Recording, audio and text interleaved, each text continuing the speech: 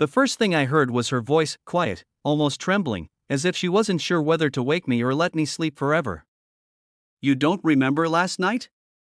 I got you into bed.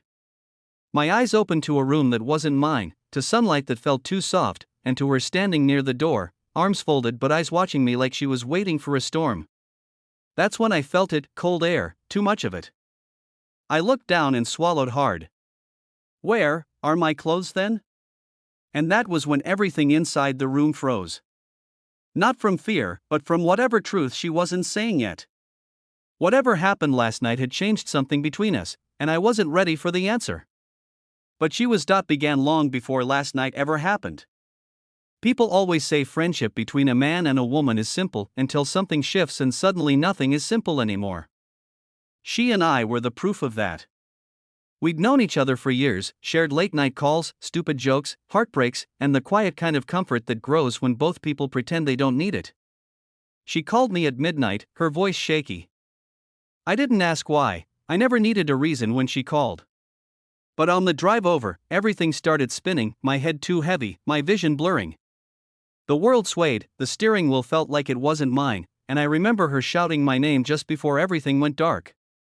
When I opened my eyes again, it was her living room. Pillows on the floor. A glass of water. Her jacket thrown over me like a shield. She wasn't panicked, she looked scared in a different way, like she had been awake all night watching over me. And when she spoke, her voice cracked softer than I'd ever heard it. You scared me. You were burning up and shaking. I didn't know what else to do but get you here. She avoided my eyes, but her hands were trembling. Not because of what happened to me. Because of what it meant to her. For the first time, I saw it, how much she truly cared. How much she had been holding back, hiding behind friendship like it was the safest place to stay. And last night? It pushed everything to the edge. When I asked about my clothes, she finally turned toward me fully, and her eyes met mine with a truth she could no longer hide. They were soaked. You collapsed outside in the rain. I had to get you warm, so I changed them. I'm sorry if that makes things weird. Weird?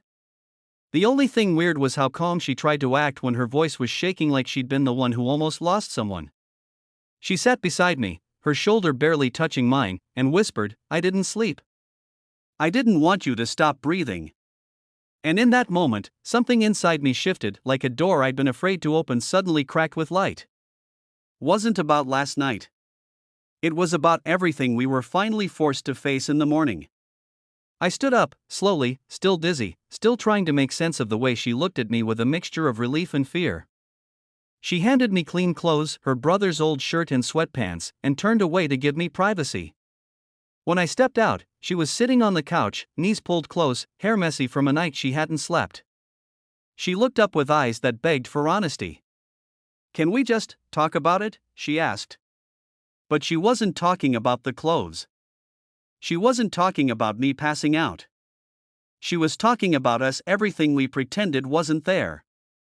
She confessed quietly, when you fell, I thought I might lose you. And it made me realize how much you mean to me. More than I've ever told you. She waited for me to laugh it off. To turn away. To ruin the one fragile moment she dared to open. But I sat beside her and told her the truth I had buried even deeper. The only reason I came out last night, even when I felt horrible, was because it was you. I'd show up for you no matter what. Even if I'm barely standing. Her lip trembled, the way it does when she's holding in tears she doesn't want anyone to see. You remember anything else from last night? She asked. I shook my head. She sighed, half relieved, half sad. You held my hand the entire time, she whispered. You wouldn't let go. Even in your sleep.